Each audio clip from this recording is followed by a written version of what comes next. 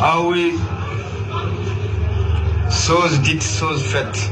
Ngandi mi dumbe wata suga de golden boy. Bido ay ni mo. Ya sulo no yal.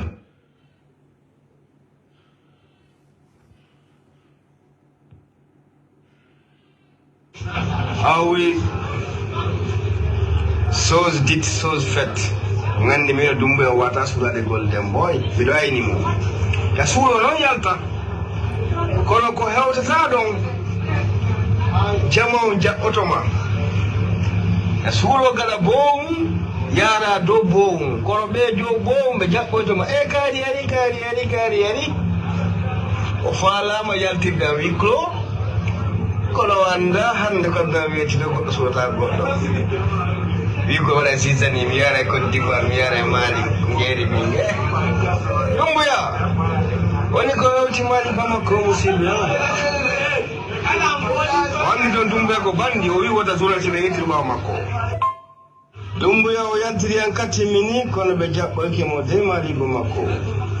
Arai andara foto angal moja ko Asim Geita e Mamadi Dumbuya o capital Bamako. Awi haray non ko hebion wal République de Mali ko ngabol no korani Dumbuya compagnie mabbe on kambe be mari avion musibe on wandi Guinée Conakry ala ko yete ko avion présidentiel ko nginga avion ido wonno korani Dumbuya hara woni ko hewti ko capital malien. Awe fi dugol Asim Geita concernant mon situation fondée à l'instant même. Ah oui. Dumbuya de oui, ko bon samaritain, wa garanti ko no problem. Bondo ko hedi dum. Wani mamoday meba. Si goddo wi mamoday éléphant. Peut-être la confiance à son derrière. Bondo ko hedi dum nani musibe.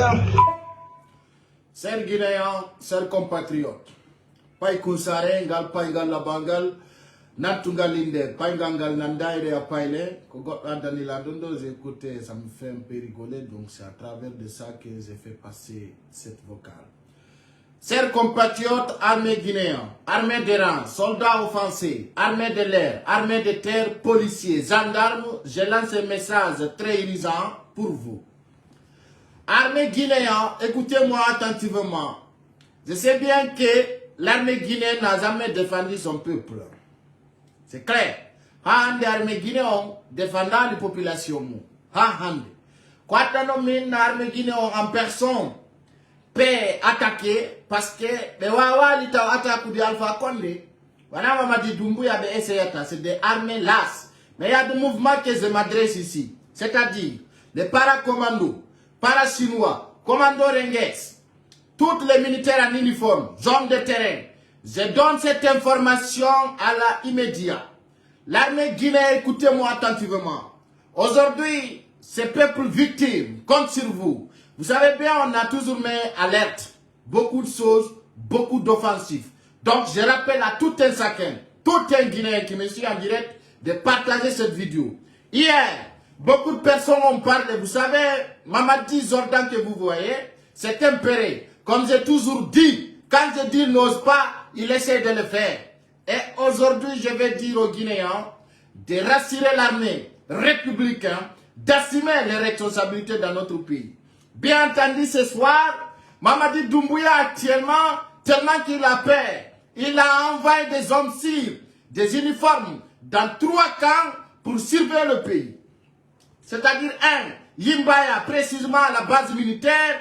2, Kamakamboy, c'est-à-dire qui s'appelle actuellement Camp de Koundara, base militaire des forces spéciales. Et tant aussi, il y a un autre camp que je ne vais pas citer ici, qui se prépare actuellement. Vous savez, le problème c'est quoi? Entre l'armée guinéenne, il y a seulement des lasses. Et je vous dis ici, aujourd'hui, Mamadi Doumbouya compte beaucoup sur Koulibaly. Alors, Jean Deran, je m'adresse à ces 3 unités que je m'intéresse ce soir. Ces 3 unités que je sais bien, vous pouvez le faire. Ces 3 unités que je vais citer ici, allez assumer votre responsabilité avant que ça soit trop tard. Vous savez, on va l'andarouder et on s'aide, non, Et ça, il faut se minimum Mamadi Doumbouya au Soustawa de Ounde.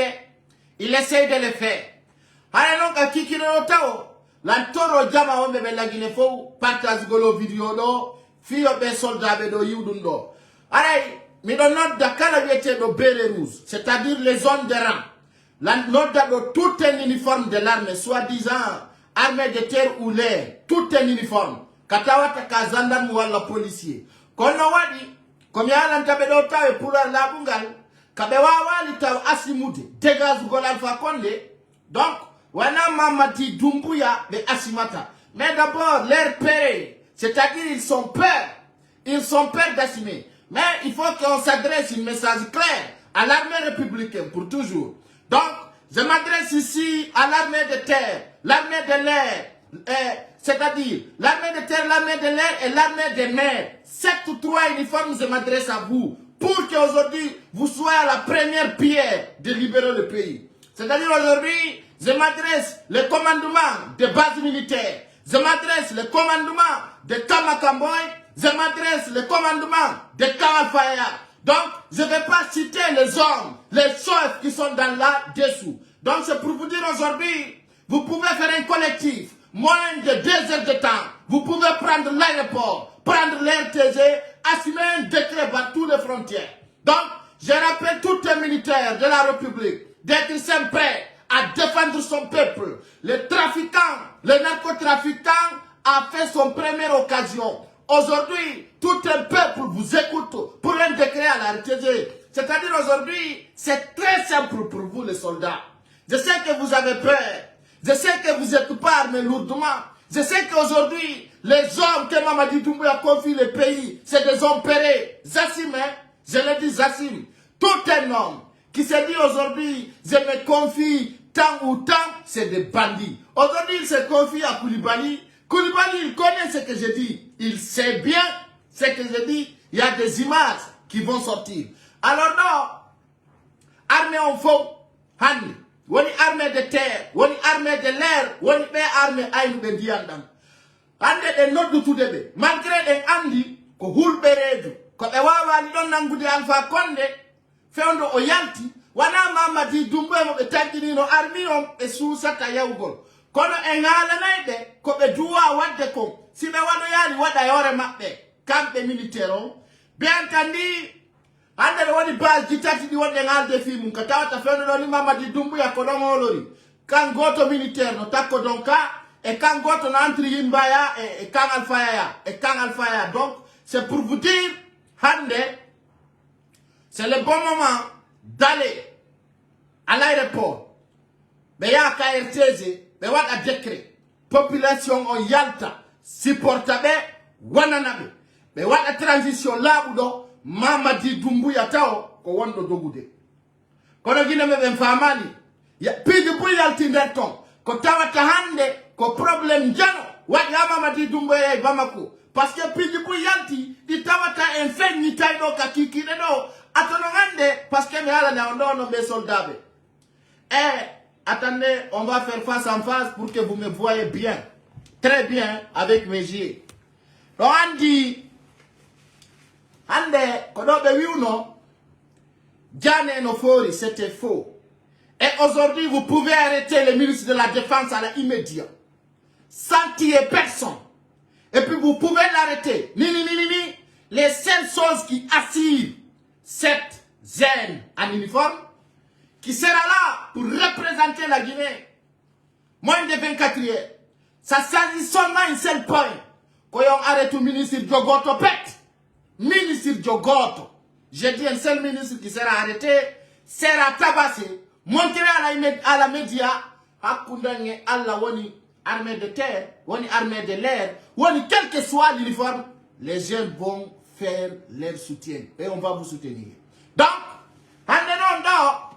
mais à la nation, il faut woni armée de l'air, woni armée de terre, woni gendarme, woni police, hande responsabilité les dit no jude mon. Actuellement, président Jo ala la Guinée. Café on dit doni. Joni non kadi. Hakel na ko Mamadi Doumbouya hulno ko parce que c'est que c'est impéré. On a ando ilando na yalta ile di na tako do fokiti. Décret à la foussala. Et puis il a fait un vol parce que normalement ko vol privé au douane au Yadou Golemou, au Sali, parce qu'il a compris. Il y avait des communications et beaucoup de personnes étaient mis en ligne. Donc, au Tarikoma, au Sanza. Et puis, il a interdit toutes les journalistes de les poursuivre. Mamadi Doumbouya, c'était malhonnête. Aujourd'hui, il a laissé toutes ses proches. Je veux dire, il a laissé Amara Kamara. Il a laissé Bala Samoura. Il a laissé plusieurs que je vais citer ici. Mais ce soir, c'est pour vous dire, assumez-vous avant que ça soit trop tard. Et je sais que ça va venir. Ça va venir là où on a dit. Ça va venir là où on a prévenu. Mamadi Doumbouya, il sera humilié dans ce pays. Il sera humilié chaque jour. Il sera détruit de tout le monde. Alors c'est pour vous dire, le vrai soldat, Sori de Pullo, Dandata Lenyolmon, parce qu'on a tiré à l'ika arme fi défendre. Sori de Pullo, nada ka arme, parce que Aoni bandi ka quartier, mon wala nenema et ben maro qui dit ma, les gars ma benada ma arme, kodum full de bouina tiri do arme. Pep, on a botako aduna. Il est watani go objectif. Jamais plus jamais. Je dirais, ben full de faut pour une armée. Pour bébé, 90%. Nada be tombe. Kota no be ko bandi ka quartier, wala délinquant, wala la famille mungo yango die mungaro kitaya lako wada. Ala métier, janga, fama, fu ana bandi original. Donc, nada karmeton, wana kay no fusa ba ikadi de police.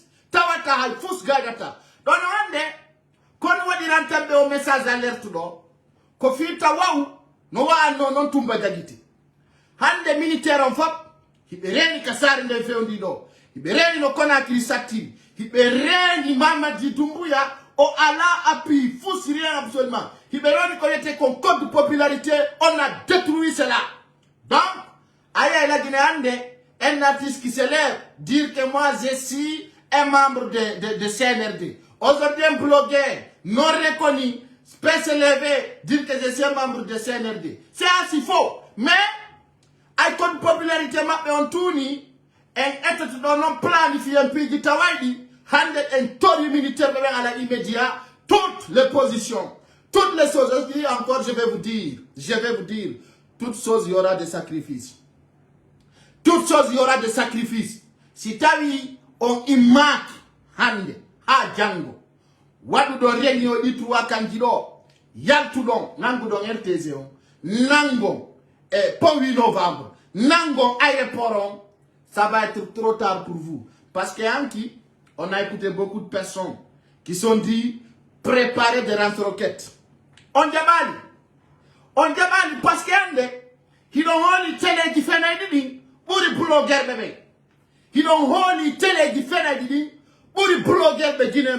Pourtant, aujourd'hui, si la fala a des sources claires, qu'on a pu lundi, combien de gens ont avec Facebook Jonathan Madou, télé Jonathan Madou, radio Jonathan Madou, fausse gote Jonathan Madou. Hande non, position 40 roquettes morte à fap, fi aéroport, Mamadi Doumbouya nabi élément de mou, modernini. On a dit élément de Mako, base militaire, côté ko prof maritime, qu'on a wadi nini base, la même dit qu'on fait UDD. Je suis informé là-dessus. Andénon, général de Bouy dessous, no descendre, Bouy no soka à prison. Et aujourd'hui, beaucoup de jeunes forces spéciales sont à l'intérieur du pays. Comme nous y attendons, vous les jeunes, les commandants de commandant Ali, qui était détenu actuellement. Et beaucoup de personnes disent qu'il est à la présidence.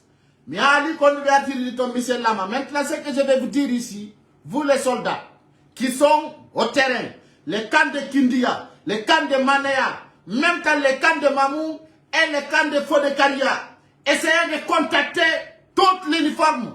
Quand tu as antenne, à la immédiat, on a la naïbeni, allo, Katal Kiwal qui plus fort. Parce qu'il faut que femmes, la solution pour libérer ce pays, c'est un nouvel coup d'État. Et aujourd'hui, je demande d'abord de tromper tous les talkiwalki qui se trouvent à la communication. Tous les talkiwalki en uniforme, de tromper-les. Quand nous avons trompe toute une communication des gendarmes, militaire, police. Parce qu'il y a des systèmes, ma wa won on si wa wat gol mission mo won on ala ndondo. Je vous dis, il n'utilise pas les réseaux. C'est à travers un pick-up ou c'est à travers un radio, il communique. Johnny Nongan de Bobo non défendu de ala kande l'éditon. O ala nderton. Ala ko be mayan, hande si wi pas. Sorry on faut porte to teni doga. La preuve dire que nyande be attaque no Alpha Condé, faut you no garde présidentiel. Je vous demande de partager. Donc je demande d'abord tous les hauts cadres de l'armée républicaine d'essayer d'une force tranquille. Donc c'est pour vous dire d'abord, essayez de tromper tous les talkie-walkie de la capitale, couper les réseaux dans toutes les centrales. So what you do donc, on va Jogagol RTZ, Jogodon 8 novembre, Jogadon, parce que je vous dis, hein, c'est de quelques lance-roquettes qui ont intimidation. Ils vont courir à mort. Ils vont courir à mort. Hande. Si, quand on to pète l'andi d'endo yo wado affrontement, base militaire tout.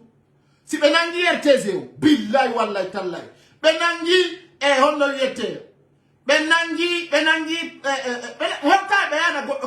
c'est pas la peine même de dire aller au palais. Wallahi billahi tallahi son nangi RTZ. On nangi aéroport. On nangi 8 novembre. D'ici 6 h du matin.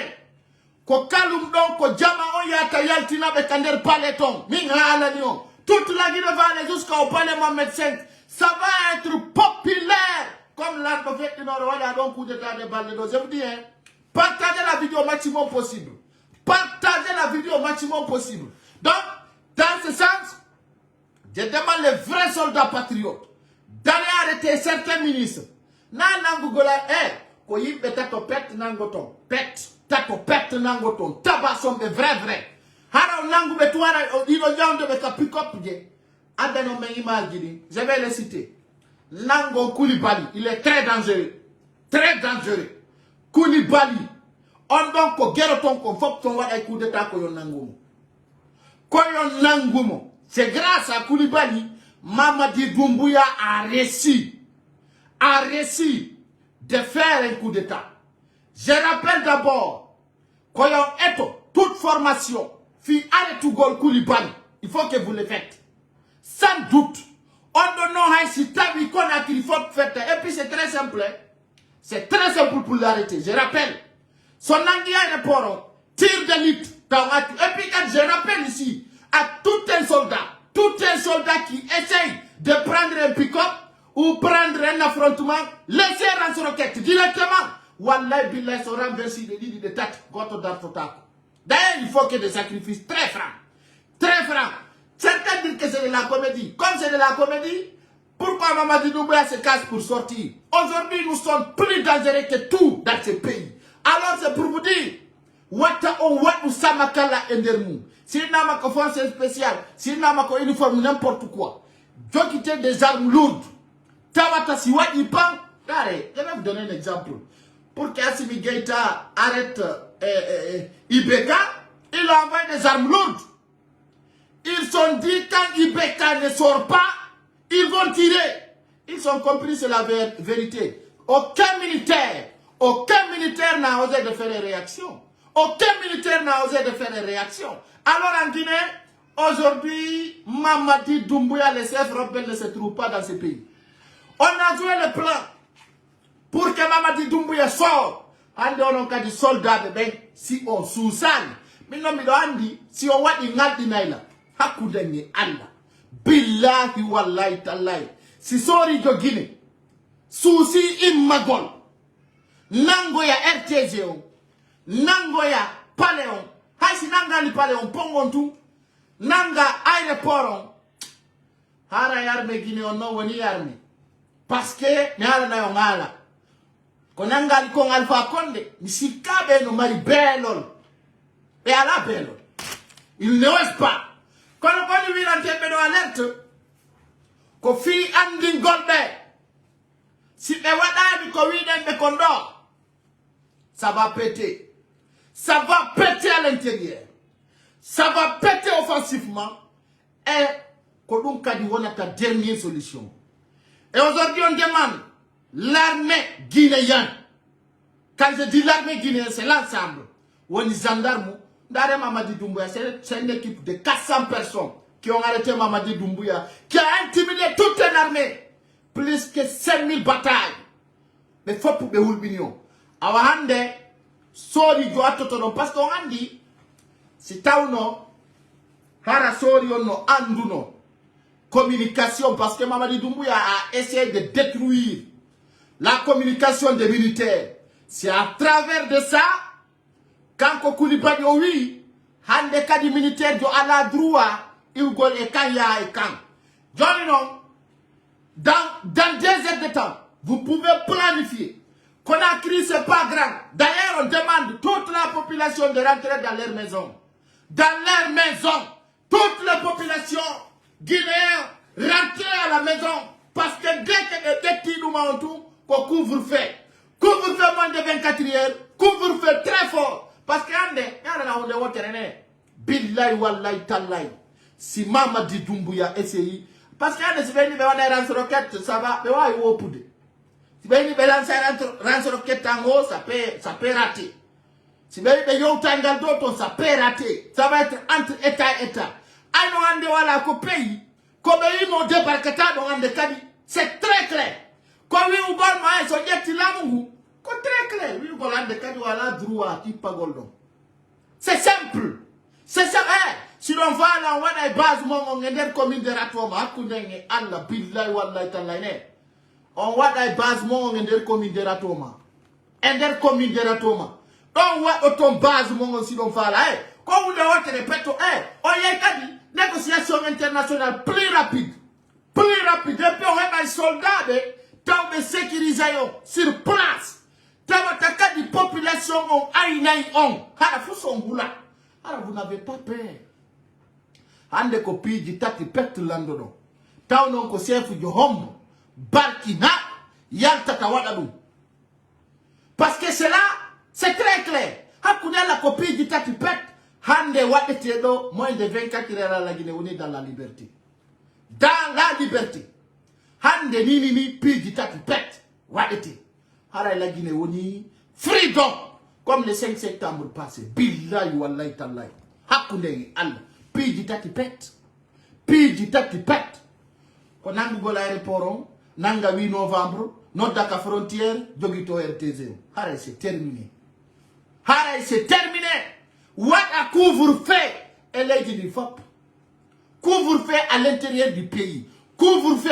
Hey, hande kala monomoula, haïsi ko téléphone, on respecte. Haïsi ko téléphone. Hande sa no di kakang. Ha ko faut de carrière notre là. Il y a un cas comme mi donne à partir de là, décret à la RTZ. C'est terminé. Alors, toutes les frontières seront coiffées. What a des hommes si qu'on a la Guinée en tant que Waalini. Et Libata. Mais nous on peut jouer des trucs très forts. Tawata et Mamadi Doumbouya au cotoneton. Mais aujourd'hui, j'exprime l'armée guinéenne d'aller à la mort pour défendre cette population nette. Allez combattre la vérité. Allez au bon moment. Yahé, wat on combat, mon fait de gamma, on fait là, on donne. Wanite population, on fait de oulani, on donne. Hande monango tongon, ko bala samura, n'évitez pas. Nangon Koulibaly, n'évitez pas. Nangon, on était. Le ministre de la Défense, c'est connard. Aujourd'hui qui se disent président dans ce pays, actuellement, Idi Amin, parce que quand on est ministre de la Défense, au premier ministre, il ne sait rien. Tout ce qu'on lui dit, c'est ça. Alors, armée guinéenne, mais doit ma hande yal to gol. What la réalité? Ande sa Mamadi Doumbouya no sudo. Il a peur. Il a peur. Parce que c'est tempéré. Je sais bien qu'aujourd'hui, on l'intimide. Je sais bien qu'aujourd'hui, on lui tape. Je sais bien qu'aujourd'hui, il n'a pas la tête tranquille là où il est. Alors dans cette vidéo, je vais encore rappeler l'armée d'ailleurs leurs responsabilités, d'aller soutenir cette population qui est victime, d'aller défendre ce peuple, d'aller affronter la vérité. Alors aujourd'hui, tout est militaire, tout est uniforme. Quand on a aussi l'armée de l'air, armée de terre, gendarme, police, hande, kala yartudo. Defandi gonga kan, nangi odo, parce que hande, wan gol coup d'état, ko hande weli la Guinée. Hande a wida pang, an nangi paléon. Heutai da yara ka palé. Ko nangata ko aéroport pont 8 novembre, RTZ. Not da ka frontière di ko couvre-feu, y a un nouvel coup d'état. Haray lani on asima légili wona clair. Dare Mamadi Doumbouya coup d'état mo 3 heures d'état. 3 heures d'état. Tay on angi lendi fop. Lere tête. Tay o jogi ke la Guinée fop. Fop la Guinée entière. Et puis non si wadi bang. Quand il dit fop on heba aide camp. Hay goto affrontata. Qui veut défendre Mamadi Doumbouya? Personne. Aucun soldat va mourir pour défendre Mamadi Doumbouya. Personne. Alors, vous soldats, on compte sur vous. Mamadi Doumbouya ti polonde. Son typique dont on va beperibe. Son typique dont vous allez voir de lourdes sanctions. Son typique dont vous allez voir de lourdes sanctions. Parce que quand on regarde, les choses sérieuses commencent. Les 16 sérieux commencent. Je rappelle aussi, les 16 sérieux commencent. Il faut qu'un nouvel coup d'État coûte à coûte. Coûte à coûte. C'est innégociable. C'est innégociable. Alors qu'il y a même femme wande, il interdit soldats en faux, nangu go l'aéroport, nanga Conakry, jogito sarende, wana très fort, pas de prudence, couvre-feu total. Kodu woni ko landano. So wadali no, mi no mi do andi, sorry Guinée. Ko be poro to parce que holor gol fetu do no buri holor gol sorry do la Guinée. Ni buya mabbe no jodi ka bardi no dekka bere. Fewdo do ni ara ibe dara la donc. Mais si on imaki, l'histoire parlera. Hakunde ni Allah ndare dadis kamara no la mori la Guinée. De yok Sékou Ba Konaté, de yok un simple narcotrafiquant comme Mamadi Doumbouya. Yo immo nangale di fop, il non no ya c'est de diplomatie. C'est des cadres, c'est des tech tac fop ko penale. Alors qu'on landa donc Mamadi Doumbouya hande motong o wona tonkadi ha jango wobbe wi ha faddi jango haray mo der Mali Bamako jonno si tay entre do wawan wad gol coup d'état haray comme faux type haray no do document di yantuni ni vous voyez. Mamadi Doumbouya avait peur d'annoncer son voyage à Bamako. Il avait peur parce qu'il y avait des personnes qui ont fait sortir l'info. Donc dans ce sens, Mamadi Doumbouya Eko Himoya de Bamako fut un gol fête d'indépendance. Mali Bamako, Hara Himoton le 21 et le 22. Johnny Nongande, il a dit Bamako, Hôtel Kawala Tadon. Les gens ne sont pas prêts. Les gens ne sont pas prêts. Hande a yobu don 500 000 $. Hibewa ya gol ataka on hôtel. Maintenant, tu diras kala mo betaille de toi, benanga Mamadi Doumbouya, ça c'est Bamako. Tu payes, il fait ton appel directement. Sans d'audience, sans programmation. Ni.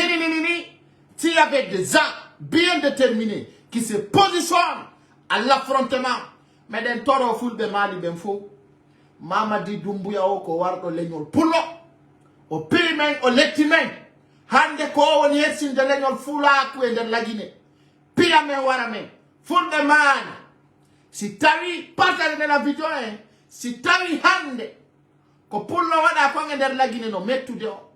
Ko tawi pullo no hersine de piye lette ala andi do heda de la Bamako, fulbe Mali. Hara wete no Mamadi Doumbouya ko woni men warde men fulbe be jatta bien jame liba cuuri amen. Hotel makko fono andi on to woni Bamako. La andi no be yaltinte to joni. Aya kolole mi alata yae ataka no men hotel o sofi no mo moja ha me yiya hore makko ka gudro hare me den tori dum fulbe mali ben kala wawdo wadde c'est très clair. Donc hare ko dum don woni der ton parce que fulbe mali men buye mon contact tay men do wi amen woni kon feddu de ga ino yurumude amen si on ari ka leydi amen do me hela mo kottu awa hande hele mo kottu nan himo ander leydi mon Bamako. Donc n'ayez pas évité, n'ayez pas peur, et on compte sur vous. Amere menen so yo la Guinée do. Ko birdi. Vere facceriji. acca be yargol Guinex yargol bere hani gina ganno dum tumbe gaynta hara musidbe Mamadi Doumbouya o wada bande didi nder Mali Bamako coup d'état ronka wadugol lagine be nawti potako do mais c'est bizarre pour l'armée guinéenne c'est bizarre kono ko gonga ay tum ful be nada no be nder ton ko fi ko be bandi be nadira be gayna tafus rien absolument ils peuvent rien faire.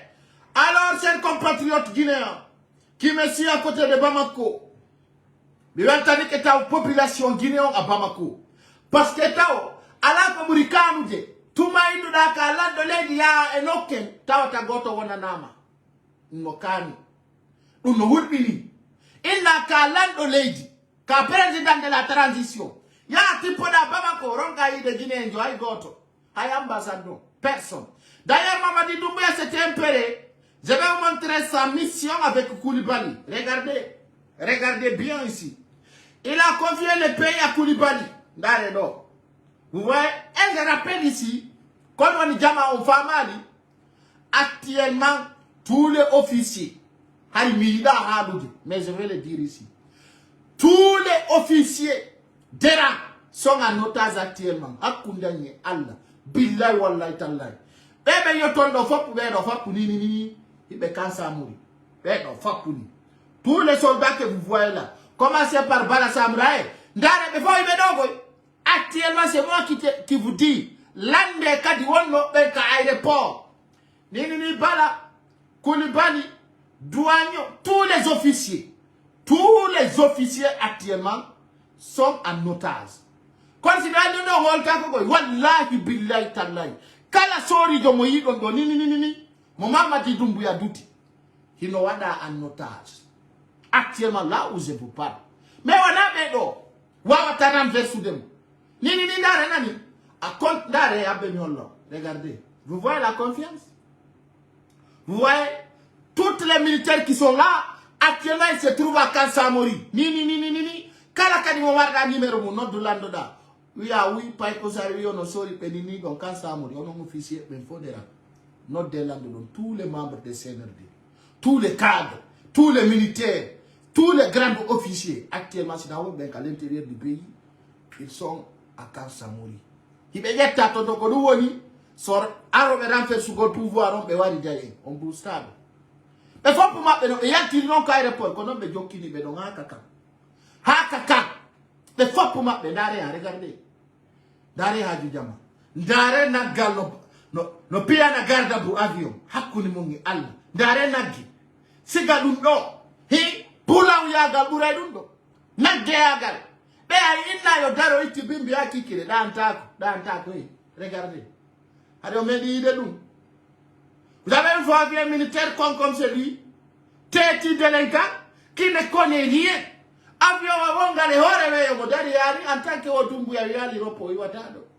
Mais c'est des connards. C'est des personnes qui ne connaissent rien. Tête vide. Donc c'est pour vous dire. C'est pour vous dire aujourd'hui le père à père.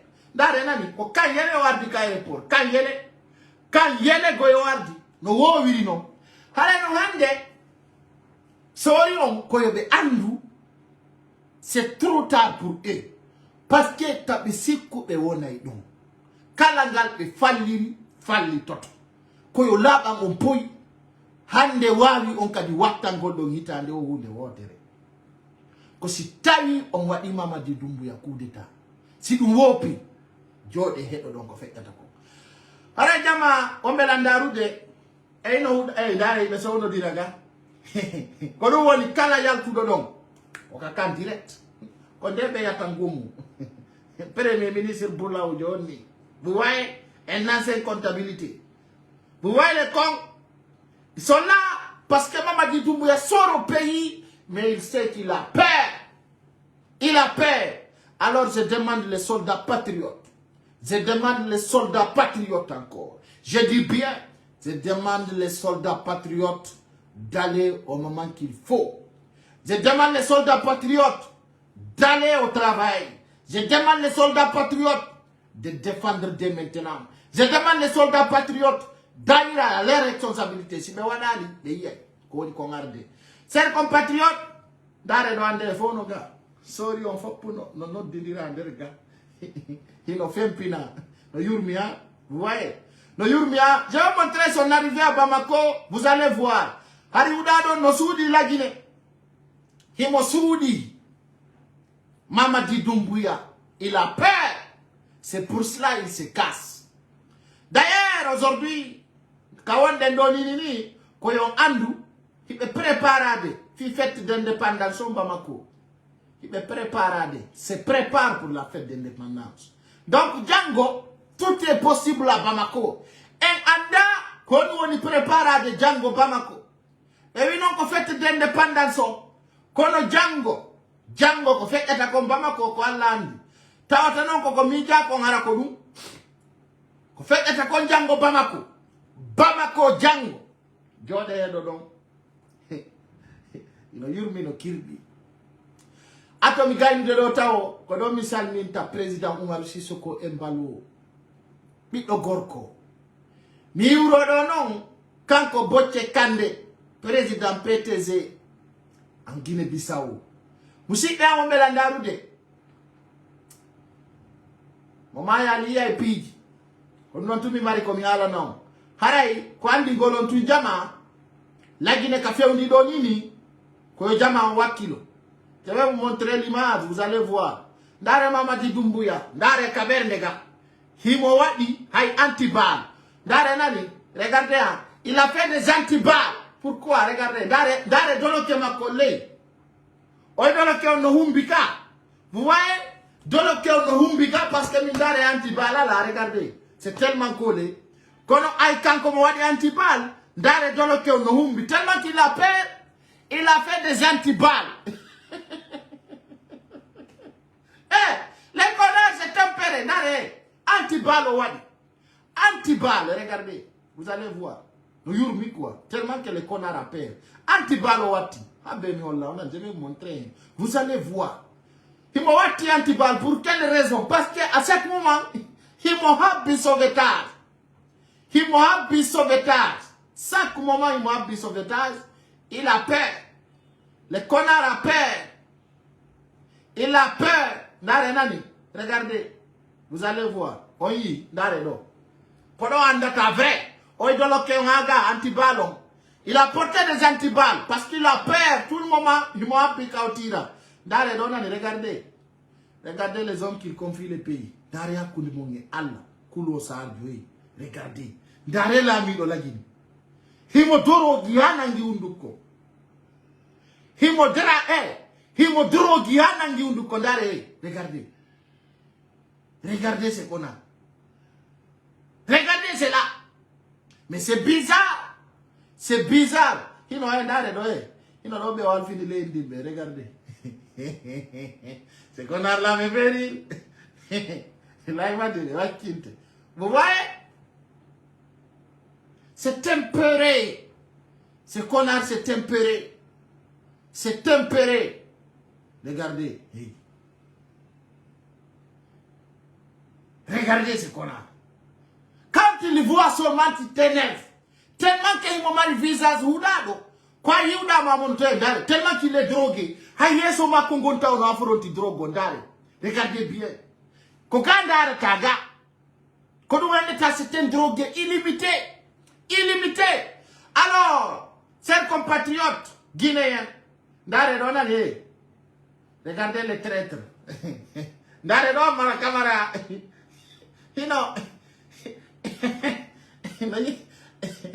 Andi amara camara wino jokka o amara camara jokkata. Ake. Fiji no vete yo kanga dawa no yurumi no kirti kwa. Abara kamera no bambi jute yo yi. Regardez. Jute kabao. Soyi Doumbouya. Jute den kabao. Minga lama. Wea bila no di kudeta. Wato jute bao. Nini bola ni kefapu mabe. Dare nani regardez. Alamo yeta dare no velti. Fono dumbini dare nani. Hey. Hey.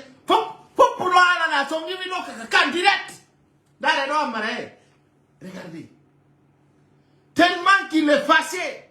Il m'a dit, wani juɗe ka ba ko ɗum woni so a yilan ko ya bambo juɗe tan seke yesso jama hey dare hindi leppo kadi ɗe gite mayri a wiya gite doñolgal ha regardez foppuno mappi hay dansa kurmani ni fo no ka kanto fo no nder to alors chers compatriotes ko piiji laaɓuɗi sendite vidéo fiyo soldat ɓe yiwo vidéo he so waɗi komi yonko e pere jang iwtiri ɓamo so waɗi o coup d'état haray jang iwtiri ɓamo si o waɗani haray habbe ko yurmi kon haray habbe ko woni on kon arande hakkude e Allah ami on la on ɗo ka hewto e Bamako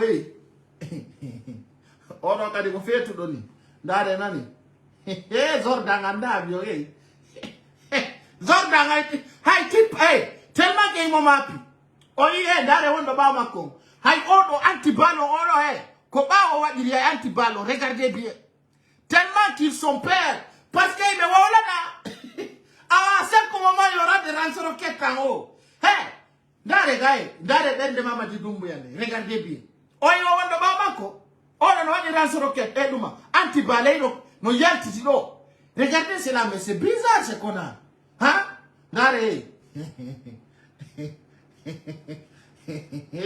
wono gol jelen kan no hulɓini Allah jarama ɓe yarnimo ndiyan e horde ndare ɗo jama ono ha hande o yilanɗo ɗo yarne ndiyan e horde depuis manditiɗa ha hande honɗo yiɗa lanɗo ɗo yarne ndiyan e horde honɗo yiɗaɗo c'est très bien piiji ɗin ko complicité jano woni nder ga kono anda ndare ɗo e yarni huɗa ɗo e horde ɗo lanni ndare ɗo himo lowo ɗo ko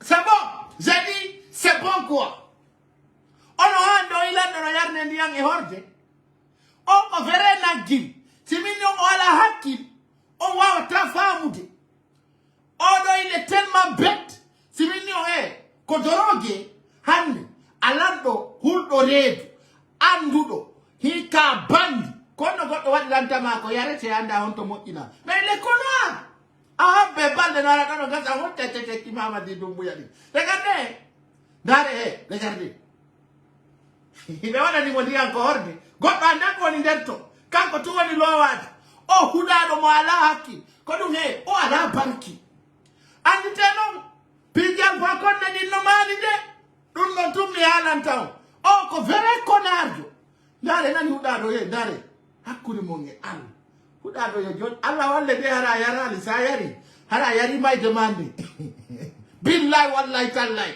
a anda ɗale a yari mo waye ndare ko fulɓe kadi ko fulɓe adda yo jaɓɓo mo o yii c'est des peuls ça c'est la culture peul alhamdulillah tawi dey na ko wo pisati ndare nani regardez les connards tellement qu'il est drogué il sait même pas quoi dire il sait même pas quoi dire regardez ces connards mais c'est un soulard ce gars c'est un soulard Mamadi Doumbouya c'est un soulard que tout le monde sait c'est un soulard alors voilà les connards regardez ndari neɗɗo yino way hakkude mon e Allah ndari no tagaɗo way Mamadi ay omo maali ɗo no jalbi ɓurma ndari no huɗaɗo way heyi a wiya sa'a regardez bien mais ce connard là est con awa jama ko gonga kono woniri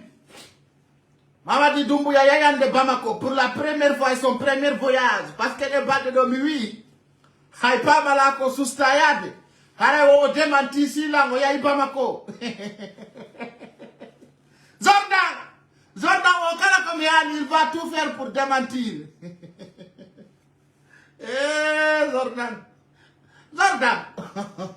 Zordan way min ni o wata yade e Kindia o hollayla mo wawi yade Bamako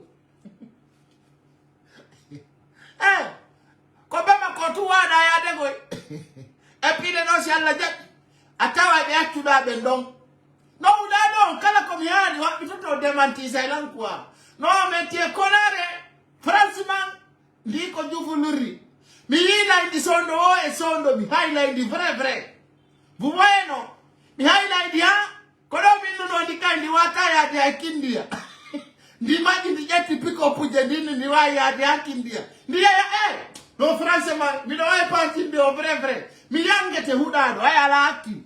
Ajuka ajufuru. Ene ndi do ngai nani. Kono kadi mi nini. Kono mi nini kandi sustaya de kindia. Wadani bande tatita ndi hautike ndi yari kindia. O kadi o ndi ya fetu go l'indépendance o man. Awa pidi noarde pidi sofa di par. Parce que je vais dire, moi, les gens qui me suivent, mais ça, tout ce que je dis, on a dit qu'il faut de mini au fait là, on a dit bébé au film, on l'a au fait là. Ça ne marche pas. Alors là, Zordan tu as échoué encore. Parce que quand il y a l'entendant, non, elle est going bébé d'arri ni de nyando et de ngandi di kon conflit de gars.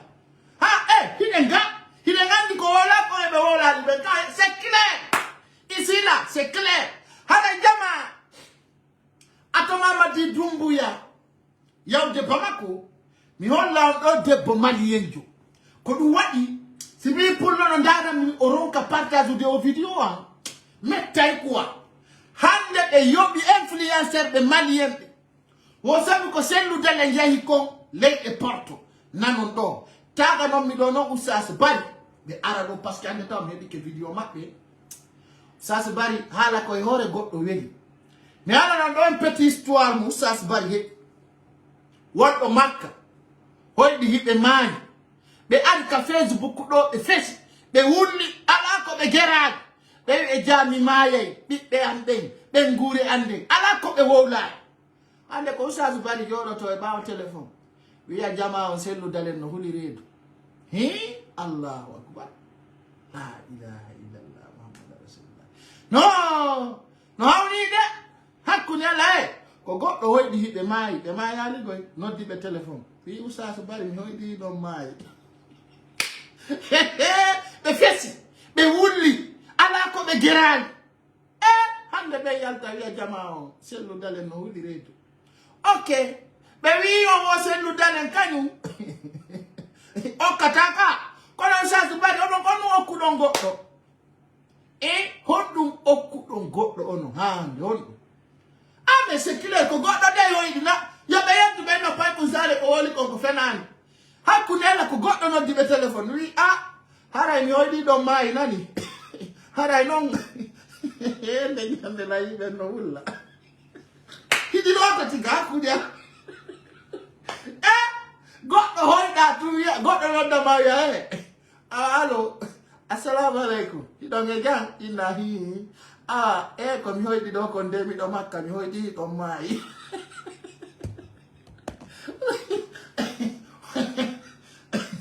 ne nyande ko on do yaado do ka Facebook awa acce deli gurgol sellu dale si goddo nima sellu dale modja même mi si kano wodi modju do fay kadna on fewdi do pullo futa yo accu dum innugol kanyum yi sellu dale la mutako konto an yiwda dum no windi anko goddo wona mawanda holi ko anve awa sellu dale la mi ke lagini o woni premier ministre Talla Sala Conte konto hande wona ta sellu dale la maki parce que non sellu dira la mi no la moto sellu dale la mi noke neni sellu dale woni premier ministre be si kudo la moto I chef quartier wona ni to hay chef secteur hay sous-préfet be me da wondi na no fi ministre e me da wondi ay ministre ko do woni ta on jettu halaji mondi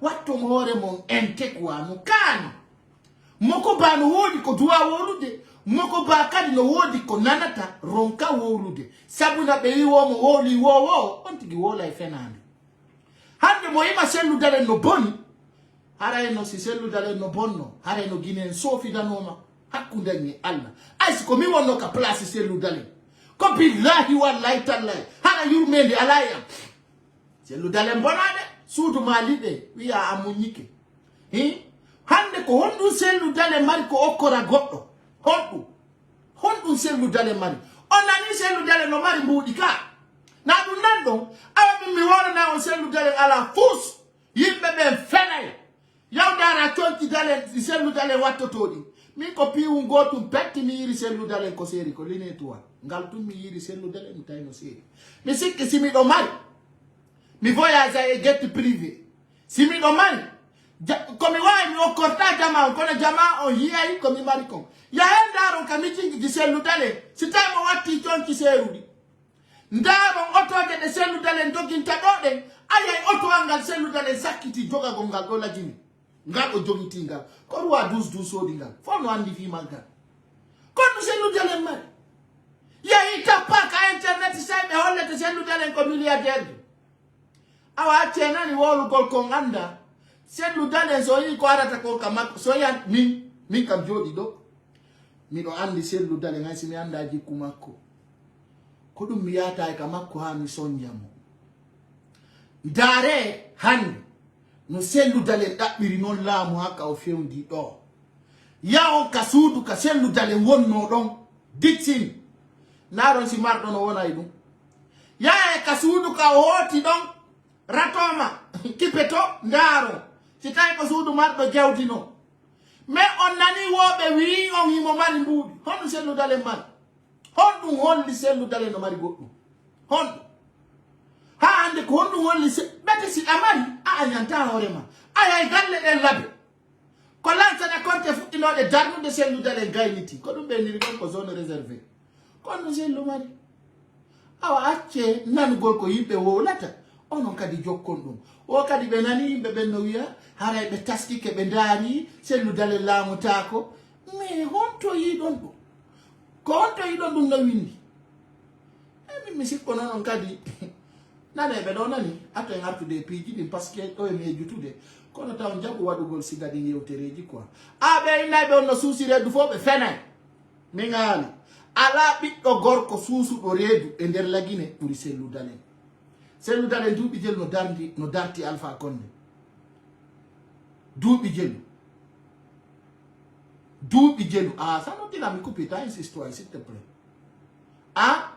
duubi jelu Alpha Condé sellu dalen no dartondiri so ndari kadi ala opposanjo wakkilido dartagol e der fulbe ben puri sellu dalen so jetti ba Mamadou wiano don no susireedu fo yiwno ko fetti ko mi nani kadi don wiya ka der video mon hare sellu dalen nawi Allahu rabbi jey bay don kan naw yaadi ka no sellu dalen kanyu nawi be ronki ara kono puri sellu dalen ronkude ni ono ngi sellu dalen so nangi golle wallahi usas ba on tawa kono puri fofande golle de awa ko mi wiyata o terte hala wo ko dum tampini pullo fuuta pullo kanyum kala ko wadi no andi anana wabene na mimi yino kumpai kun ka Facebook kutunye singi nande mu mende o yara yeso terte de penale sanne moko bata jabu wolu gol hala wo tingine dene giray goddo mi nani goddo no wowla honto nanta ta wolu ko nanta wolu ko yiwda amay ni maselu dale na lando inu motungo woni no do premier ministre mi do occupé à nous dire la mi copie je suis occupé on va miner donc yo jama ngandu hala di gono ton idwaka halede sa halidi ayesi nane do nan jentite do hala be moko babe wano be wolu gol bi birdiji to hakke ko alaji sellu e kala yidu do alaji sellu yidi fuuta jalo yidi enen lenyongol mi woni adressade ile yewtero e yibe ko be seni lerida onon on sikkude awa sellu dalen ko wonani ko yebdede ko fi fulbe fuuta ne ko fi fulbe fuuta sellu dalen wonani ka yebde ayi wo kadi nane o propose be nan ko do minni on buyno jangude kono mi anda si be faamude kono so wattana lila anna babe arbe ben ka Facebook do yaltina on buy dina so yande do ngola do fi sellu dalen hay wow lon fi mama di dumbuya won do détruise de bien jiri kono nan ami fello si do mongo no mano ambassade de tang Alpha Condé Espagne pe ino golle monde hay pade monde ngo bortino kono son jokke dina kon o wajade konan no motie mo vrai so nga chadi on ada e hore mon e ko nganda parce que buy her so yey do sellu dali madi tede haalaji di wolu don bi kono buy herso yay sellu dali do ko dum wadi mi wi mawdo on haysi o maayay fo yo andu o maayi kono taw maayi wala maaki et ça se trouve dans son esprit fulbe futa ben hebata gorko susudo redu e wikkede o nane do nan akede ay ko pula be woli nana no ngore mon ko be woli ko andu be ben non sellu dalen ana o gentito s'il vous plaît partagez la vidéo ay comment andu be ben sellu dalen ara gentito do hebi to do nan écoutez attentivement laccio hakke ko alaji sellu e kala yiɗuɗo alaji sellu yiɗi Fouta Jallow yiɗi enen leñol mi woni adressade e nde yewtere ɗo en yiɓe ko ɓe seni lerida siko yiɗede Allah hokki ɗum alaji sellu siko muybugol Allah hokki ɗum alaji sellu siko jogagol yeeso hentigo e jamma Allah hokkiɓe ɗum sabu ɗum ɗo ko ɓural iwruga ka Allah dhalika fadlullahi yutihi man yasha wallahu dhul fadlil azim kono musidɓe julɓe ono fulɓe nene gotoɓe am ɓe mi woni adresse ko mi yetta ko goto mettu on sabu min kadi komi pullo hande ala ɓurɗolan yiɗude yo alaji sellu hikkano en yeeso kamen kono wo faale taw hoddori e windanoma faale taw hoddori e windanoma min e komi yi'i kon e komi woni e analyse de kon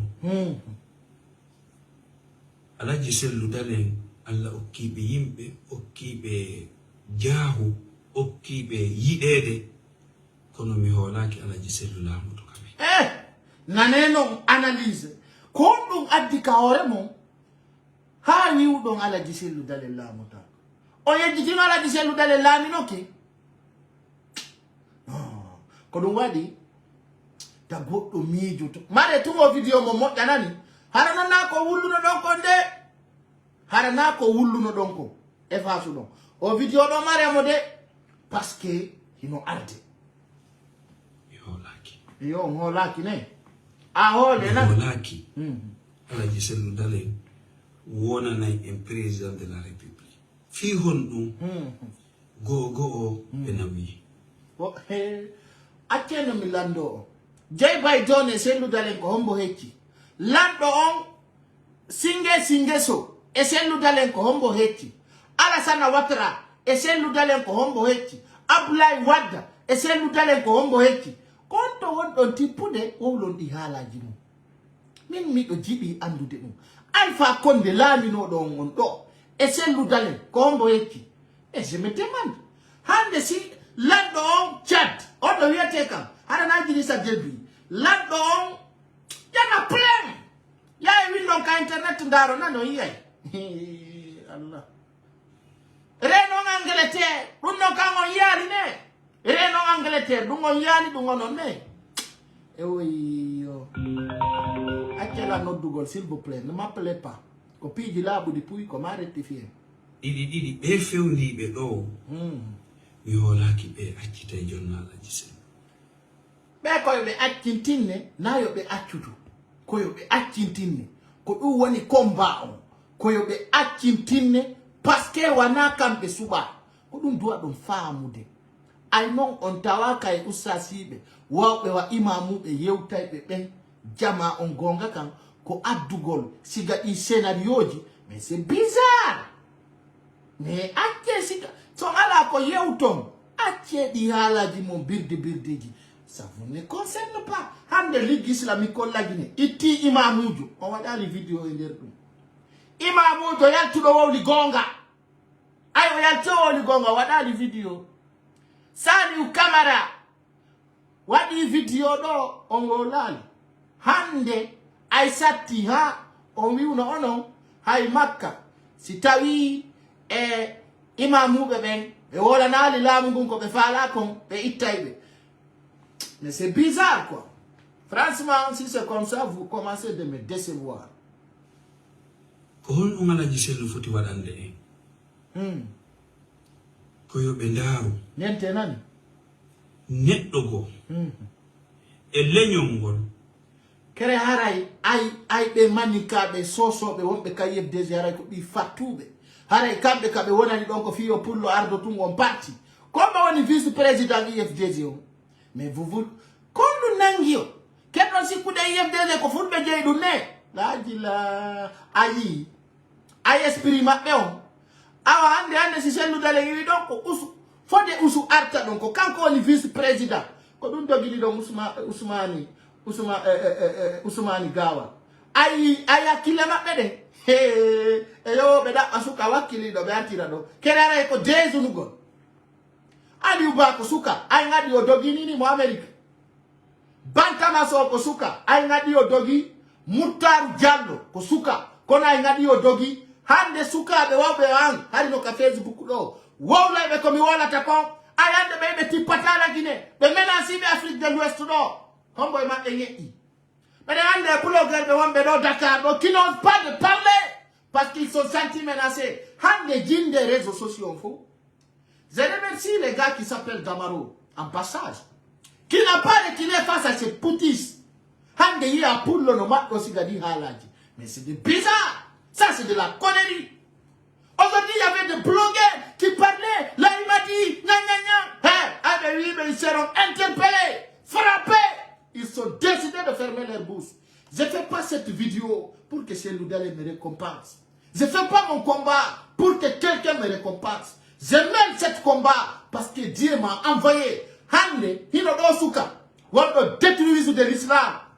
En nom de Coran, on soustient Haloudé. Mais c'est bizarre. C'est bizarre. C'est tellement bizarre de le voir. Tout le monde voit ces vidéos. Il parle, il dit Koni. Mais vous connaissez l'islam. Vous ne parlez pas. Quand il y a des détournements, vous ne parlez pas. Quand vos ethnies est frappée, il y a un daron qui a dit ça. Prophète Mohammed sallallahu alayhi wa sallam a dit net de ma copie au Jodi. Tawata hande, il est rendu qu'à Abubakar Siddiq. Nek o prosjo prophète Mohammed sallallahu alayhi wa sallam atimo gonginde tawa hande ko pullo yaltata wiya kañum sikka e Seloudalé lamoto mais c'est bizarre awa si awadi ɗum ka hakkillema ti ferme ta bouche ti te calme parce que hande mene me yaali suka tawowo no woni mieux placé que Seloudalé hande Aliou Ba ngadi o dogi hande ko politicien hande si feƴƴe Seloudalé o pullo Fouta fankude Ousmane Gawal woni no ɗon hande on to woni Seloudalé no wawno wa encore wa Ousmane Gawal yalta fus hande on sustawi de Ousmane Gawal on ɗon ko ni walla ko ni ka awa sino saati e fulɓe ɓe mi yiɓen ɗo ɗaɓɓoɓe laamu si feƴƴi Seloudalé sino saato e ɗaɓɓogol laamu lagine ko min par ce que ko min tiwiyata maninkajo yo donkanoma so ñeƴƴi kadi o ta ko ɗum woni nder ton hara ko terre à terre awa ko ni laamu feƴƴiri e fulɓe ɓen ko ni wiruno ɗon on sikkuno Ba Mamadou laamotako Sirajo Diallo ono moyiɗo o laamotako kala pullo moyiɗo onon ka fakkoji mo on tigi laamotako awmi simi yaltiɗo fi laamu goɗɗo ɓe ki sombere mum nde wi Paykou Sall laamotako he billahi wallahi tallahi mi natete katime hande hara ko labba hakkude en e Allah ay ono imi anda on ɗum woni ka esprit mo onon kala pullo moyiɗo no on laamotako no on laamotako aw kombo ɗo laamoto ko ɗum kayiɗo wo ko mani karum do anda ko iwri tun ara to laamu o ɓe wi sa wowlay wowru ko moƴƴi 15 o acteur jo culturel comédien o wi o waɗi base fu luttugol leyɗe porto on famine o fenani jama on o sikki kanko ko positif o ari lagine o organise concert wo ko fiyo concert maɓɓe on heew ndiyan saaƴi nde ñande haɗiɗo maayi ko meeɗa wadde Conakry awa goɗɗo kala ko wowlata yo ndaaru positif man wowla ɗum ko moƴƴi kon kono ay on ko ni fi pullo no anini de nani ɓe wi'a jama men on fop Fouta Diallo fop wolira fi yennede mi aña kadi yennede ɓe wurata yenne sabu yimɓe goo une fois si a wowli tun ɓe gaynitota ko heɗade yewtere ɓe fuɗɗiki windigol yennama en fowle hande ɗen tori Allah yo Allah ɗum koraji sellu laamu kono no ɗi piiji woni e feƴƴirde noon piiji on ɗum gila ka Alpha Condé gila ka Dadis gila ka Konate gila ka Kuyate ka Konate haka fewndi den ɗo haka Dumbuya ɗo en yi'ali lawol no Alaji Sellu Lahama sabu enen ka yi'eɗen wo hiɗen yima hiɗen ama ɗon ka kala ka yaruɗa no yime ame ato Sellu Dalen arde hari no yimede ame Sellu Dalen yahay acca no yimede ame Alpha Condé fi yima ama haɗano mo lamagol ayimama amama haɗali ɓe ittimo ɗum fof ko birdi ha ka Dumbuya yeyi wono yimede ame haɗali himo laami si kuje tawon kadi ari haɗata yime ame he ko Allah addi ɗum wana goɗɗo acce ka Alaji Sellu ari o ko musique ka Alaji Sellu kono Sellu Dalen kanko na kanko organisata événement vous comprenez ayi c'est-à-dire les gens quand je les écoute oh, ma tête me fait mal beaucoup ami o ko amu ka Alaji Sellu seni o ko amugol woni Allemagne woni joni non onon on yaali ɗe portoɓe ɓe Sellu Dalen yiide kanka ka yimete ame ɗon tun yiw ɗon quoi onon Sellu Dalen ka yiɗon mo ɗon ka yimete ame tun o yaali Sellu Dalen e ministre ɓe France ɓe on yaali Sellu Dalen e ministre ɓe Italie ɓe on yaali Sellu Dalen e ka entreprise ji e ka jullirde Espagne ɗum ɗon fof on yiyaali onon ko yiɗon kon fof kaka Sellu Dalen yimata ɗon ama ko ɗon tun yiwɗon ko lutti kon a fof onon on yaali quoi awa yiltite kadi moƴƴa ndaaro e France woni Hollande woni Espagne woni Angleterre woni Sénégal o yi hande ɓe tourne Afrique fewno ɗo hiɓe Espagne ha samedi har yiɓe toon kono kadi noon joni onon o wi ɗo yiɗi Sellu Dalen ay Sellu Dalen ari Espagne on wakkilaki kuppugol biye ya ha ndara yiya ka Sellu Dalen woni ɗon ƴetton bete 50 euro wiyon Sellu Dalen min wallitori fi parti mon won ɗum ɗo onon on waɗali ɗum nane ɗo yewtere en ka ara wo ko musique Sellu Lamike kongol haala moƴƴa awo nangitike ɗo ɗo noon on nera ɗon maki suuɗe piiji awa ɗo noon ko politique ni ɗo nane laaɗo maki fi politique de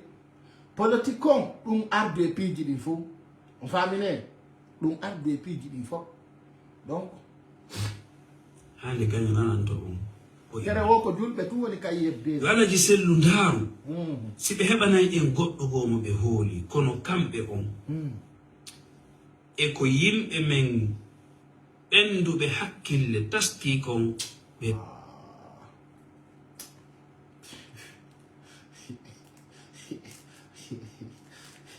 ko ɗum waɗi no jaranin mi maayugol kono ko mami ya Sellu Dalen no laami si ɓernde anden ɓuttay parce que non c'est bizarre d'entendre ça dans un bus d'un peu ko feƴƴi kon fof malgré ko feƴƴi kon fof nini Dumbuya no yoɓɓi malien ɓe heɗi ceeɗo ɓe heɓɗintinnayon ngoy ɓe malien ɓe nanon koɓe woni kon wolude e yawata lamade kamen duuɓi ɗin to ko Sellu Dalen yawata lamade mais ko ɗum ɓe wiyo te mi yewtay on goɗɗum ko wela yewtude Alaji Sellu meɗen yiɗi on kono Alaji Sellu wallahi e ko yimɓe ɓen taski kon yi'i kon e mon sabu min e ngal kinal an deppingal ko ngal ɗo yiwɗon ko ngal wawa toon sifade koko mi woni e wowlude ko nanoto Alaji Sellu buyi e leñol ngol wi'i hiɗon towniti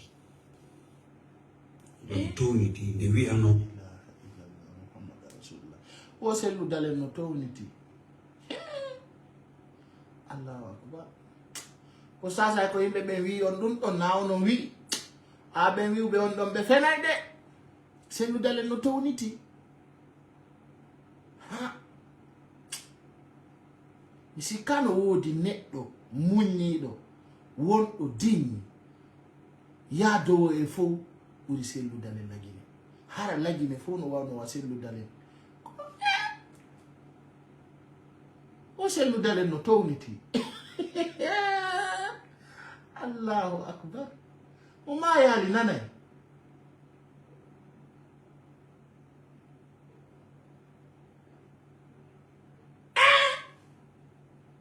hari ko mi meeɗa nande goɗɗo no wola Sellu Dalen mi nani ɗo hande hari mi nani ɗi haalaji ɗa fof kono hari ha hande mi nanali goɗɗo no wiya Sellu Dalen no towniti hey ben ɗon hari mi anda mi hari mi nanaɗi ɗum ɗo ɗon towniti nde wi'anoyo on nani Alaji Sellu buyi e leñol ngol wi'i towniti wiye onon on wi'i Sellu Dalen no towniti to leñol hongol wi'i ɗum leñol hongol wi'i on Sellu Dalen no towniti mais ɗum ɗo no hawni ɗon towniti nde wi'anoyo on yahu doomo yon du'a ka waliyaɓe top ɓe wolta inde nde on awa minna e nder lagine ala marɗo du'a e barki ɓuri Sellu Dalen e nder ɗaɓɓalɓe laamu ngun ɓen foppo lagine ni si tawi ko du'a e barki Sellu Dalen no mari ɗum nde ay ko Sellu Dalen yalti lagine dumbuya nangali mo himo e hoore koyɗe makko para brise auto makko on felle o ronka mayde ɗon gaddijo makko go felle ka rompo en bambeto balwal ngal wopam ko wallahi ɗawawi wi'ude Sellu Dalen welatama de kono mi sikka ɗawawi wi'ude Sellu Dalen no towniti walla o ala du'a mi sikka si tawi de yimɓe ɓen fof no huɗirano Sellu Dalen huɗirano harani miɗo tori ndin kuddi ɗon mi torki Allah si tawi Sellu Dalen ko kuddi wonde ko woni ɗo ko ni yo Allah hokkoran ɗum ha ɗum siko dongal yo Allah fawanan ɗum gauche à droite woɓɓe no heɓude ɓiɓɓe mum hara anda e Sellu Dalen innitira ɓe awa miijite ko on ɗon ko ngolude sina ɗum on jiiɓa e polo mon on ngoy hakkude Allah on jiiɗ kanko ko on yiidari kon Espagne metti o aray andi ɗum kay no woodi yimɓe ɓe no gasa ko ɓe wawali kon yiidude ka Espagne hara ɗum kadi walani ɓe ka ɓernde maɓɓe par ce que heɗode ɓenani heɗe ɗo hiɗon towniti e yoga e partiji ɗin goo ko haldayo fotte wo e yoga e partiji hande ko parti hombo woni ɓarorali Sellu Dalen Sellu Dalen yidde Mamadou Silla Sellu Dalen ko he a usasi ɗo mi famali on few ɗo on tappi poto je vous dis towniti usasi Allah le yiɗa townitiɗo nelaɗon maki hadis la yadkhulul jannata man kana non si ɗon wolude fi politique on tan wattu ton prophète few mette ça à côté le koni aro ton yiliro jama on quoi terti o birdi mom acce mi yiɗa so watti siga ɗi vidéo ji mi aranoya on ko moƴƴa par ce que o mettini la ɓernde nden quoi andimi mi yiɗa neɗɗo toñowo j'aime pas mi yiɗa neɗɗo toñowo c'est pas bon j'aime pas de ces façons là في قلبه مثقال ذرة من الكبر ناتتا الجنة أم ونك بيرن منك فتتا وأبر جرة إمام الدين روكو eko yimɓe ɓen taski kon eko wona e wolede ko min ko wona e somo samannede to ko mi wolata public fiyo fu nanu no onon Alaji Sellu o nanay nde yewtere ɗo ñande goo si mitin yit Allah tawni en yaltino mbuuɗi wallon jama on okkoron jama on acceno mi lando musidɓe hara na ko nan ɗon ko wo ko entreprise on ɗum andirɗon Sellu Dalen hakkude ni Allah yimɓe ɓen wowlayde kono hay ka Sellu Dalen woni Dakar ɗo min miɗo andi no ɗum wayi kono neɗɗo si tawi ko nani o wolata a yirali gite maɓe wallahi eto so ari Dakar ɗo nodda téléphone innaɓe naɓe ka Jalimatu Dalen woni ɗon siɗa mari sabu yaha ndara kaɓe woni ɗon ndara si marɗo mbuɗi no wona ɗon yaha tun ndara c'est bizarre hein nane ɗo nani koron jama on wi'i onon Alaji Sellu ko mascotte yani o yaltinta o wiyata ɗon ma ɗum mari kapula Allah tawarayde mari de o ka tigi Sellu Dalen okkata ko ɗum ɓe wi o Sellu Dalen okkata quoi eyo ande malay no ɓe wi'a wudduɗo eɗa andi noon partiji IFDG ɗin wonɓe ɓen France wonɓe Espagne wonɓe toon ɓe seytine kono ko gonga kono non wata wonde ɗum ɗo public Alaji Sellu e yaltinta ono joni on faala hara Sellu Dalen ko won sako on buudi wa kasori Fofana ne onon ko ɗum woni choix mon ko on Sellu Dalen mari ko entreprise hombo andir ɗon Sellu Dalen Afrique ɗo haka tawata Sellu Dalen ko milliardaire de okkitirowo mbuɗi ha jallo sadakaji ronkino jallo sadakaji ronkino quoi olle ñande ƴetta e mbuɗi okkitira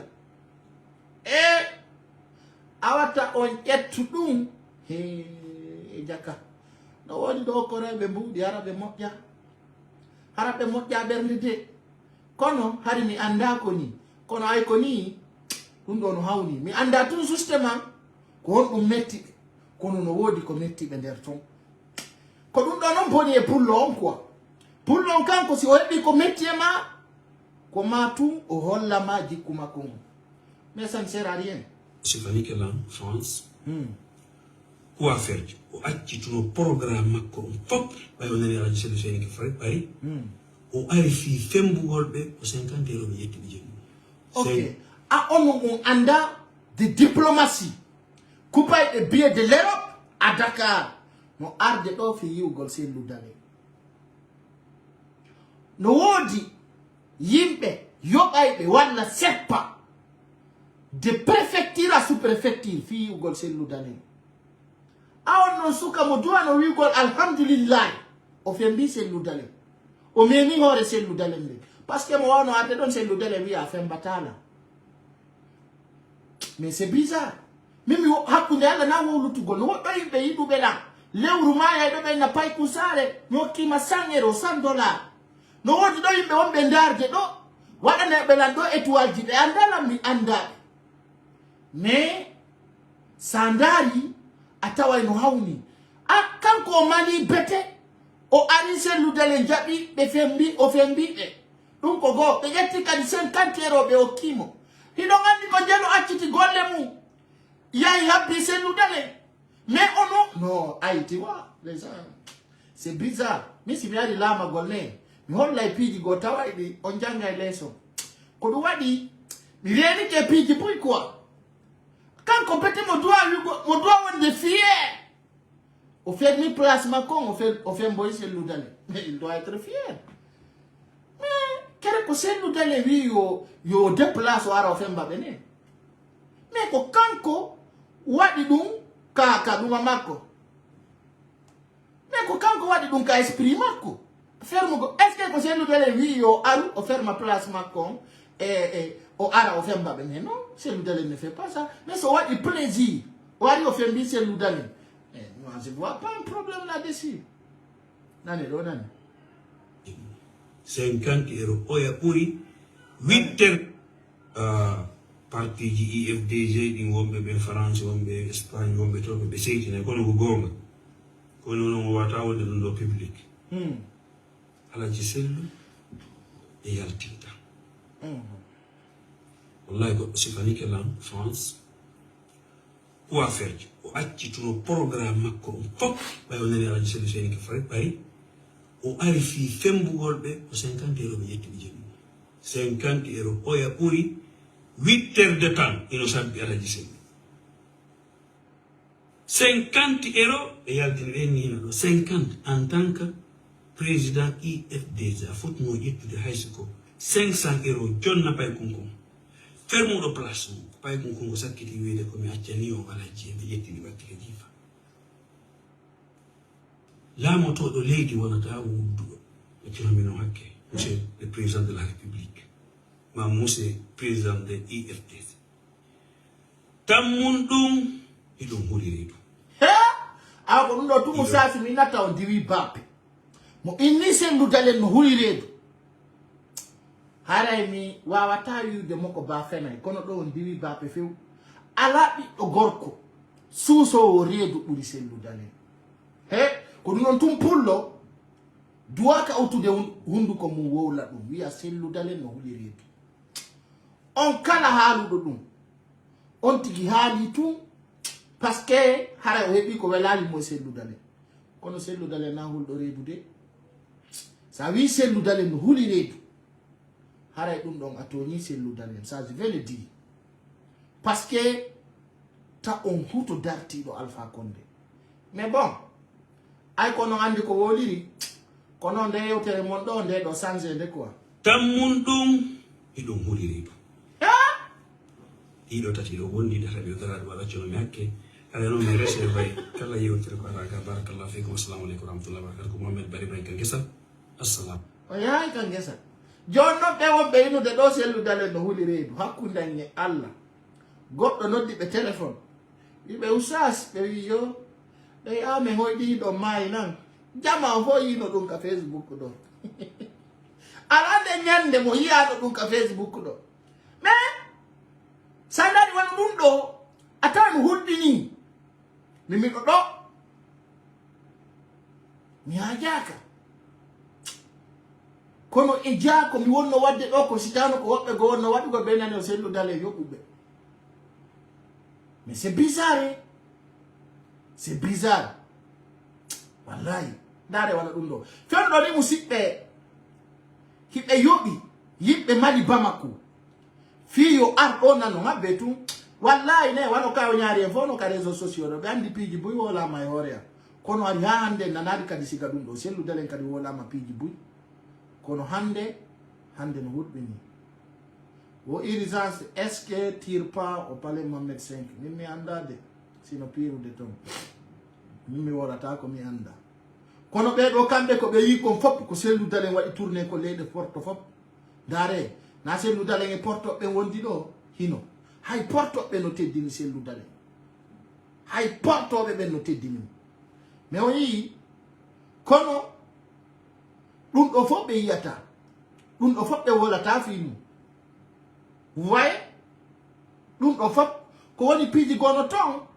mi yiɗata nde kadi waɗugo la pullo mono kono wallahi homme de confiance pullo futa heɓata siga selludalen fewdo ɗo je vais le dire kono ay stratégie mon o waɗama ka hakkille mon ko yo lance message ji fi déstabilise gol selludalen en attoto andude si sellu déstabilise ke watta ɓawo men de mi jooɗiɗo ɗo on waɗata ɓawa hande fiyo pullo laamo hiɓe desidi si mi yaynagine ko ɓe waran walla ɓe sokammi ko ɗum ɗo woni ka vouloir maɓɓe kamɓe mani kaɓɓe si mi wonno ka ley koyɗe maɓɓe mi woni naafi qiiru wolanayɓe ɓe ko ɓe faala konnande hande no harayno hande lan dogina V8 e nder Conakry mi wola kam faala mi yalta kam mi faalara mi wola kono wona ɗum woni ka vision ko changugol mentalité jama yurmi dare ɗo hande ɓe yoɓi malien ɓe fiyo ar waɗa siga ɗi yewtereji ɗo nano malien jo ɓe yoɓi malien jo oɗo noon no haali ɓuuri hay ko Oustaz Bari woli kongoy oɗo ko CNRD yoɓi mo dare nani je vais vous montrer dare ɗo. D'accord, donc Cellou Dalein Diallo est dans une tournée contre la Guinée, contre le Mali.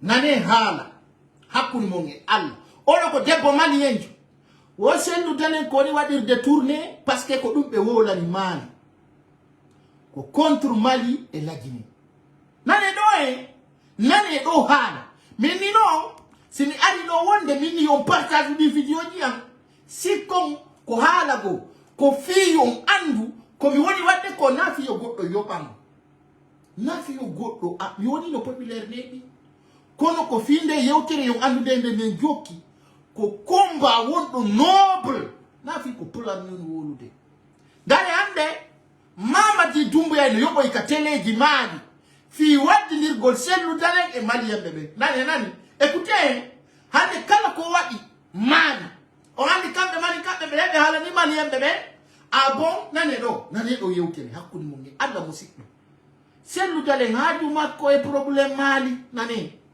contre la Guinée, contre le Mali. D'accord, donc Cellou Dalein Diallo est dans une tournée contre la Guinée, contre le Mali, contre l'Afrique, contre la Russie, contre... c'est cité ici quoi. Wo Cellou Dalein no wadde tournée contre Russie, contre Ukraine. Haaju Cellou Dalein e problème Russie. Jama, on anda pour Cellou Dalein. Si l'on anduno, Hakundengi Allah pour le foot teddina no selu. Nani malien joko woni wowlude. Wo selu dale no wadde tourner. Nani. Kaminano vidéo do mi tay c'est grave. Et fala ka yo selu la mo la Guinée. C'est-à-dire quoi selu dale nzila ke be wadde ndila mo pays lim toro fiji fop. Nani do oui. Nani mi jogo. D'accord, donc Cellou Dalein Diallo est dans une tournée contre la Guinée, contre le Mali, contre l'Afrique, contre la Russie, contre... c'est cité ici quoi. Pour l'UE, pour l'Ukraine et pour l'Occident. Donc il est dans une... Jama, partagez aux vidéos. Hedodomo. On dit que comment m'a dit Doumbouya yobi me fiyo be wawlu. Nane do hala. Hadu Cellou Dalein erisi, hadu Cellou Dalein Ukraine. Nane do koduminio. Ade fulbe sen imma ki wawdo no mi wa ini. Peut-être lui jalendo nane hala. Tournée France contre africaine. Il quitte la France, il va en Allemagne. Après les Allemands et les Français lui disent allez, il faut aller voir les Estoniens. Je veux que les... Muhammad Rasulullah sallallahu alayhi wa sallam. On a dit pour Cellou Dalein mon cas. Donc on m'a dit que les Africains comprennent avant que les élections arrivent dans un pays ou un coup d'État arrive dans un pays, quels sont les politiciens, certains politiciens sont dans quel genre de démarche pour renverser le pouvoir en cours ou pour préparer les élections futures, parce qu'il est question de renforcer toujours la colonisation et de plaire aux maîtres pour avoir accès à la présidence, au fauteuil présidentiel. Donc la démarche que Cellou Dalein Diallo est en train de faire maintenant, c'est d'aller préparer, planifier un coup d'État contre Doumbouya. Il faut que cela soit dit. Un coup d'État. On a dit, ça c'est une Malien qui communique à la télé Mali. Donc nous devons réveiller de football. Mais on a dit non. Mais nous on a dit football là, mais Cellou Dalein au porto. Johnny non camp etigi be andi.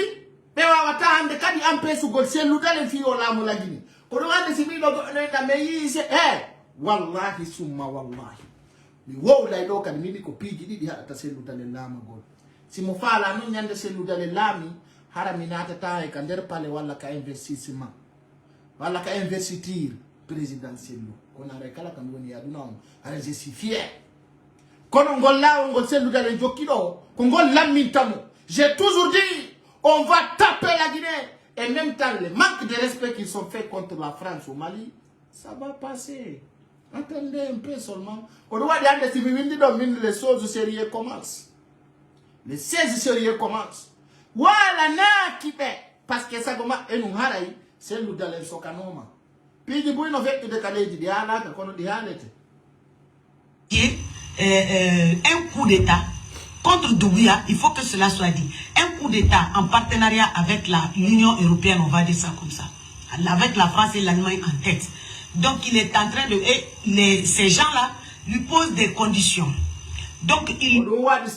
Toutes les conditions que les Blancs posent à Cellou Dalein, il n'a qu'à accepter. Je le dis et je le dirai pour toujours. Si vous avez peur, vous allez comprendre. Ça ne va pas passer derrière vous. Oui, c'est Africa Media. Ok, c'est Africa Media déjà. On dit, je vais juste dire la dernière partie, au cours de son entretien avec cet ancien Premier ministre, il s'agit du président de l'Assemblée nationale de l'Estonie. Avec cet ancien Premier ministre, plusieurs sujets d'actualité ont été abordés, notamment la guerre en Ukraine. Il s'agit pour l'Union européenne de savoir si Dalein Diallo sera président. Quand ils vont faire le coup d'État, est-ce qu'il sera du côté de l'Ukraine? Ça, c'est une condition majeure. Vous savez tous que Alassane Ouattara, il est avec... c'est lui là-bas qui est avec l'Ukraine, pas la Côte d'Ivoire. Donc, ça, c'est la première condition. Deuxième condition, la coopération, les sujets qui sont débattus. La coopération entre l'UE et l'Afrique. Ça veut dire qu'il va toujours prendre position, il doit jurer là-bas qu'il va toujours prendre position pour toutes les décisions et sanctions de l'UE contre l'Afrique. Il ne va pas se reconnaître en Afrique et il ne va pas défendre l'Afrique. À servir les intérêts de l'Union européenne. Vous voyez, il veut tout faire pour salir le statut de Cellou Dalein. Programme du MAP de l'INFO, c'est comment salir les statuts de Cellou Dalein. Parce qu'aujourd'hui, il y a full de benfo de ngandi ko no tourner di Cellou Dalein woni wadirde. Ya siga usa su barika no jokka bedo wada siga di pigi do. Ko don wadi si mi pullo no ataka Cellou Dalein ko wota mi ko tippugo le ma antonira. Parce que anda combat on a do melede. C'est dire de comprendre. Full de be yoreno en. Tape waru en darto de ngore men ko ay jasi gol. Ça m'énerve. Donc la présence des soldats estoniens au Mali. Donc il doit s'engager à renforcer la déstabilisation de l'Europe au Mali, de l'Union européenne au Mali. Comme là, il est parti en Estonie, il est d'abord parti en Allemagne, il est parti en France et ensuite en Allemagne. Donc là, il a discuté de toutes ces questions-là, là-bas. Donc il s'engage, c'est un gage. Quand je serai président, je vais aider la France à combattre le Mali. Je vais aider l'Allemagne à combattre le Mali. Je me rangerai du côté de l'Union européenne et de l'Union et de tous ces pays en particulier. Donc ça, c'est la deuxième condition. La présence des soldats estoniens au Mali, voilà. Le dérèglement climatique, il va facturer toutes les bêtises de l'Occident au compte de l'Afrique et pour nous endetter. C'est tout. Sinon, le dérèglement climatique, lui, il va dire quoi là-bas? Qui pollue? Qui est en train de dérégler le climat? Ce sont eux. Mais il est d'accord pour que l'Afrique porte le chapeau. Ça, il faut savoir comment les France contre-africaines viennent au pouvoir. Donc, à travers des accords diaboliques, et puis après on dit non, ils sont pris par la gorge. Non. Ils sont allés se pendre. C'est des gens qui n'ont pas besoin de leur âme. Ils ont besoin du matériel d'ici.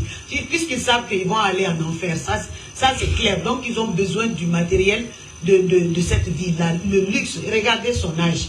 Il n'a même pas honte. Donc, le rôle des nations... Regardez cela. Parce qu'ils sont tout compris que si Cellou Dalein va obtenir le pouvoir en Guinée, ils vont tout faire pour salir son nom. C'est ça le problème. Les maniqués sont tellement dangereux.